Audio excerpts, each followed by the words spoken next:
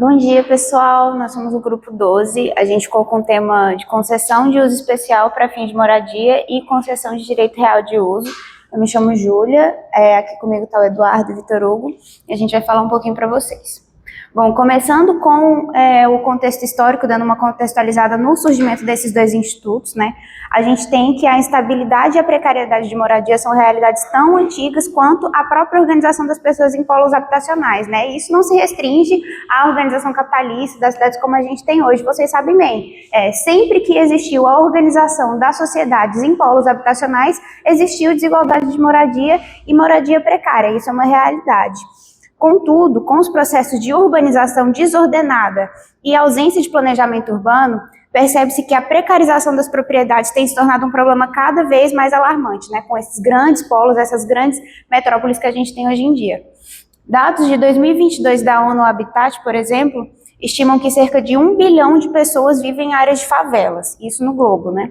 No Brasil, esse mesmo censo traz que cerca de 24,8 milhões de moradias são inadequadas para viver. Isso é falando de moradia de fato, né? E um censo de 2022, um censo relativamente recente, então a gente estima aí, né, que isso antigamente, no século XX, ou mais antigo que isso, era ainda pior, né? Porque recentemente a gente tem todos esses auxílios, moradia, esses programas sociais do governo, o próprio CDRU e CUEM, né, que eles são institutos que tentam um pouco mitigar isso também, mas a gente percebe através desses censos internacionais que é uma realidade bem alarmante que precisa ter uma atenção maior para isso.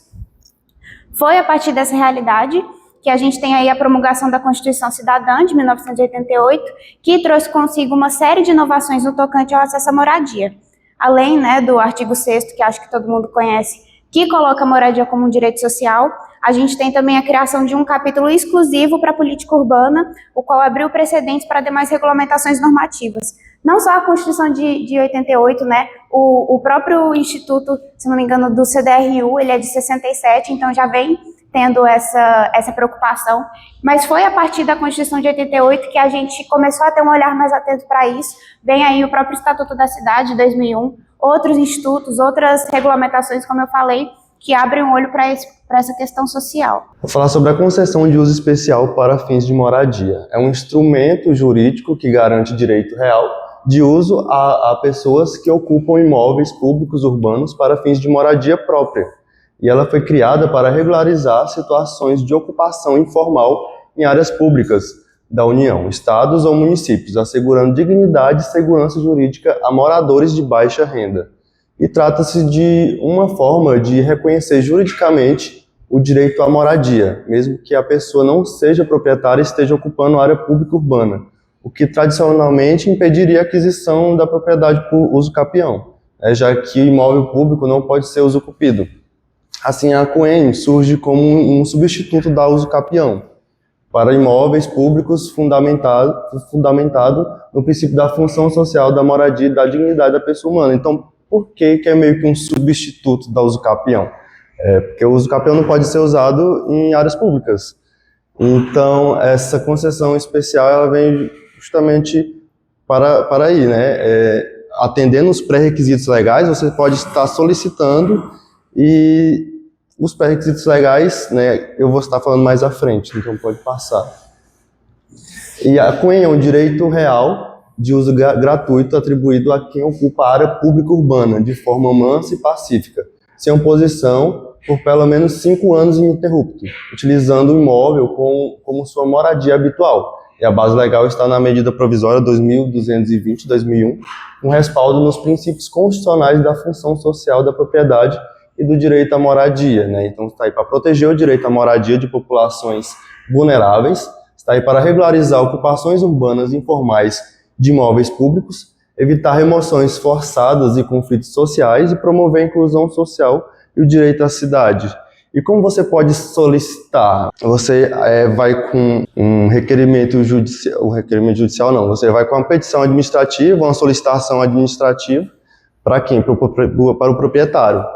O estado, o município, então vamos lá, aquela posse do município, então você vai solicitar, por meio dessa petição, essa solicitação administrativa ao proprietário, ao município, e ele vai apreciar, ele vai analisar E se caso seja negado ou não apreciado, aí você pode recorrer judicialmente. Mas você só pode recorrer judicialmente após essa solicitação, ou seja, negado. Você não pode ir direto para vias judiciais.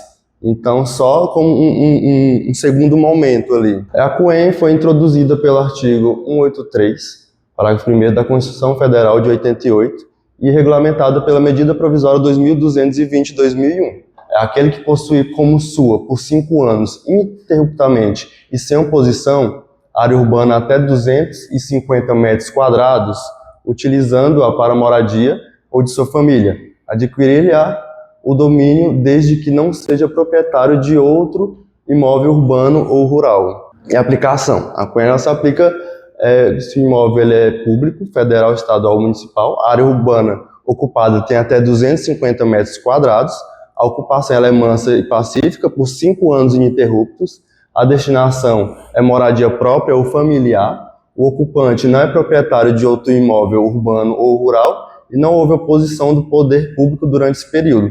E aqui ela é uma modalidade mais individual, né? Assim como no uso capião também temos a individual e a coletiva. E na coletiva, necessariamente tem que ser baixa renda e essa questão da área, 250 metros quadrados, ela funciona meio que fracionada. No caso, ela pode passar os 250 metros quadrados, só que para cada indivíduo que deve ser até 250 metros quadrados. Então tem essas duas modalidades, né? A individual e a coletiva também. E a extinção, a CUEN pode ser extinta por destinação diversa, aquisição diversa. Né? Que no artigo 8º, o direito à concessão de uso especial para fins de moradia extingue-se no caso de o concessionário dar ao imóvel destinação diversa, da moradia para si ou para a sua família, ou o concessionário adquirir a propriedade ou a concessão de uso de outro imóvel urbano ou rural. Então, por exemplo, eu consegui por concessão de uso especial uma área ali, um imóvel, e aí eu tenho esse imóvel, eu moro nele, e aí posteriormente eu adquiro um outro imóvel, e aí eu vou morar nesse imóvel, e aí eu destino esse imóvel que era meu, por uso, por concessão especial, a outros fins, por exemplo, a fabricação de algo. Então aí você já perde esse direito. Então aqui na CUEN, da mesma forma que você pode conseguir esse direito, você pode conseguir essa propriedade, você também pode perdê-la. Agora eu vou falar um pouco sobre o CDRU, que é a Concessão de Direito Real de Uso. Diferentemente da CUEN, o CDRU ele pode ser usado ele não é só para moradia, ele pode ser por outros objetivos. Ele foi previsto expressamente no Código Civil, no artigo 1225, como direito real, a partir da Lei 14.620, que foi do Minha Casa Minha Vida. E ele é considerado um instrumento jurídico, direito público, para usufruto de bens públicos sem aliená-los. Ele é utilizado para bens públicos. Então, o bem público que estiver desafetado, for um bem público dominical, não estiver tendo uso para fim público, ele pode ser concedido para o particular, tanto para fins de moradia quanto para outros fins, que a gente vai ver mais para frente. Tem como natureza jurídica, é um direito real solúvel, ou seja, o bem público, o poder público pode extinguir ele a qualquer momento, a partir do contrato, né, se o particular não tiver cumprindo essas cláusulas.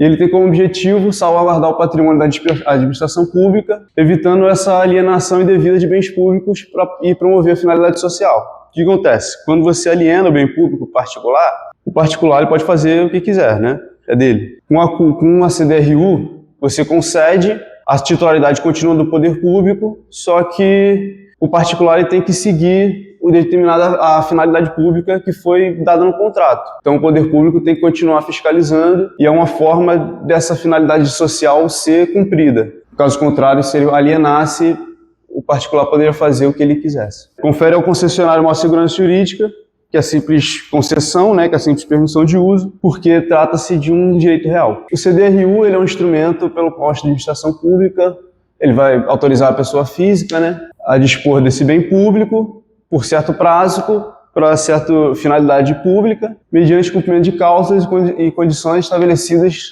no ato da concessão. No artigo 7º, eu esqueci de falar, né, ele é regulado por esse Decreto-Lei 271 de 1967. Então ele é anterior à Constituição. E no artigo 7º, ele cita as finalidades que pode ser utilizada a CDRU. Então ele pode ser usado para fins específicos de regularização fundiária, de interesse social, urbanização, industrialização, edificação, cultivo de terra, aproveitamento sustentável das várzeas, preservação das comunidades tradicionais e seus meios de subsistência ou outras modalidades de interesse social em áreas urbanas.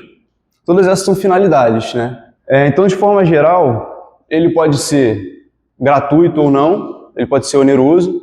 Então, por exemplo, se já tiver havindo uma habitação, já tiver sido ocupada o bem público, ele pode ceder de forma onerosa para garantir a regularização fundiária, assim como, por exemplo, se tiver uma área pública em que queira fazer um comércio ou uma indústria, ele pode licitar e fazer de forma onerosa essa concessão. Ele pode ter prazo ou não, né, vai depender das cláusulas do contrato, e ele possui natureza jurídica de direito real, né? E vai ter esse direito real resolúvel, né? Então o poder público pode tomar para si, porque ele detém a titularidade desse terreno, né? Então, como a Júlia citou, o artigo 6º se vem os direitos sociais da Constituição, dentre eles está a moradia, e no artigo 5º a Constituição ela diz que a propriedade ela vai atender à função social. E a CDRU ela vai assegurar que é um instrumento do poder público para que essa terra social, que esse terreno, ele vai atender essa finalidade que foi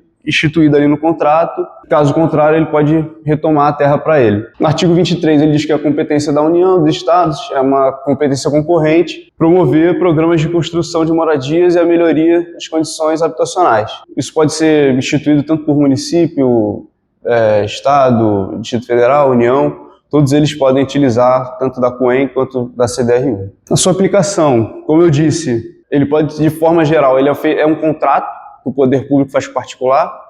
De forma geral, vai haver licitação, então ele vai seguir certas regras da licitação. É possível, se for um terreno pequeno, é possível ter hipótese de dispensa de licitação. De forma geral, em casos, se for oneroso, se for para construir uma indústria, comércio, vai seguir a licitação e pode ser oneroso. Ele é muito utilizado na regulação fundiária para populações ribeirinhas que vão morar ali perto de lagos, áreas que são tipicamente da União.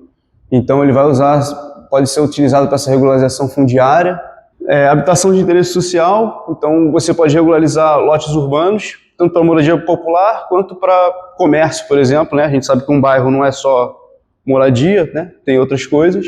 E entidades de terceiro setor, né? Então você pode usar para fins culturais, esportivos, educacionais. Então você pode usar a CDRU para a construção de um estádio de futebol ou, sei lá, de uma quadra, outras coisas. A extinção, como ele é um contrato, né? É um ato administrativo, ele pode sofrer revogação do poder público. Então, pelo mérito administrativo, se o poder público não interessar mais, ele pode revogar. Claro que tudo isso vai depender das cláusulas do contrato, né? A caducidade, caso o particular venha a descumprir as cláusulas que estavam no contrato, o poder público pode, por ato unilateral, retomar essas terras. A reversão seria pela término do prazo, caso ele tenha um prazo, né? E a renúncia, se o particular não quiser mais, ele pode desistir desse direito real também. Bom, adentrando mais especificamente nas modalidades de COEM e CDRU, os colegas já falaram bem, né, durante a explicação deles, que tem aí diferentes tipos quando se fala desses institutos, mas só para ilustrar e deixar bem organizadinho, a gente tem que a COEM, ela pode ser individual ou coletiva, né? Individual sendo aquela concedida a um único ocupante, devendo seguir alguns requisitos específicos, como a posse ininterrupta e sem oposição por 5 anos, como o Eduardo falou, o imóvel estar em área urbana não superior a 250 metros quadrados e o possuidor em questão não ser titular de um outro imóvel, né? Por ser institutos ali de caráter social, né, como a gente falou, de garantia de moradia digna, tem sempre esse caráter regulamentador, né, da pessoa não ser titular de outro imóvel, da pessoa geralmente são famílias ou pessoas de baixa renda, a área não ser superior a 250 metros quadrados, que é para garantir realmente que está cumprindo com a função social dela. E a coletiva serve como forma de regularização, principalmente, né, de assentamentos informais e precários, como favelas e cortiços, né, que tem ali uma grande quantidade de pessoas morando numa mesma região. Deve também seguir alguns requisitos, como a metragem da área sendo superior a 250 metros, sendo que, se dividida por ocupamento, a área individual de cada um não pode ultrapassar esses 250 metros. Então, na COEM coletiva, preciso ter esse pré-requisito da área superior a 250 metros e ela pode ou não individualizar a metragem de cada pessoa, né, nessa concessão. Porém, se for individualizar, a metragem de cada um não pode passar de 250 metros quadrados. E aqui, passando para a CDRU, né, por ser um contrato, a gente vai observar, né, todas as especificidades que um contrato geralmente tem, mas juntando também as especificidades do CDRU. Então, pode ser individual ou coletivo, como o colega falou, pode ser por tempo certo ou indeterminado e pode ser oneroso ou gratuito. Aqui a importância social, né? A gente falou durante toda a apresentação, mas é sempre bom reforçar, porque são institutos que surgiram para suprir essa necessidade mesmo, para atender esse caráter social, né? E aí a gente tem que, a partir dos expostos, temos que ambos, o COEM e o CDRU, são instituições fundamentais no tocante à regularização fundiária e no acesso à moradia. Nessa seara, o texto constitucional nos traz, no artigo 170, que a ordem econômica, fundada na valorização do trabalho humano e na livre iniciativa, tem por fim assegurar a todos a existência digna, conforme os ditames da justiça social, observados os seguintes princípios.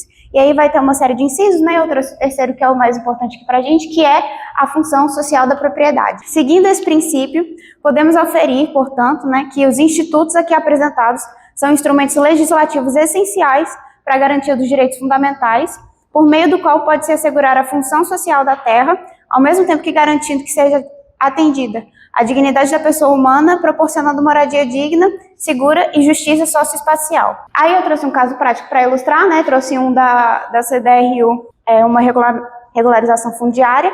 Aí, para título de exemplo, eu coloquei aqui: imagine um assentamento informal intitulado Comunidade Sol Nascente, que é como a gente vai chamar só a título de exemplo, o qual conta com dezenas de famílias de baixa renda vivendo em comunidade em uma situação habitacional precária. Acontece que essa comunidade, a qual carece de acesso a serviços básicos ou quaisquer tipos de documento comprobatório de moradia, fica situada em terras que pertencem ao município, o que gera extrema insegurança jurídica a todos os residentes. Mesmo aquelas famílias vivendo há gerações naquela região, não poderiam adquirir aquelas terras por meio da usucapião por se tratar de bens públicos, os quais são insuscetíveis à usucapião. É um cenário extremamente comum no Brasil, né, gente? Famílias que foram ficando ali numa região precária, assentamentos, favelas, a gente observa muito isso nas grandes metrópoles, vão ficando, às vezes uma família está lá, a sua bisavó, sua avó, sua mãe, todos moravam lá.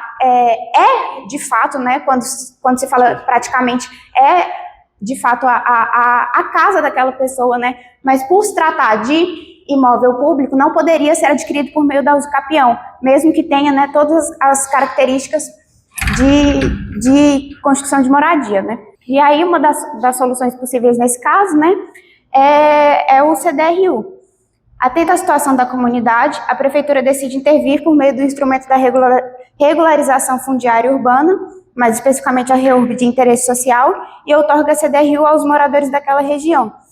Esse é um dos caminhos possíveis, né? Poderia outorgar uma COEM também, mas aqui eu coloquei para a gente ter esse exemplo, que é um caso muito comum aqui no Brasil, né? Que a gente observa. Conclusão. Em suma, a gente pode oferir que tanto a COEM quanto a CDRU são instrumentos jurídicos essenciais para o Brasil, pois ao reconhecerem o direito do uso da terra para moradia e outros fins sociais em áreas ocupadas, principalmente as públicas, contribuem diretamente para a redução das desigualdades sociais, a promoção da inclusão de populações vulneráveis e a concretização dos preceitos constitucionais de direito à moradia e função social da propriedade.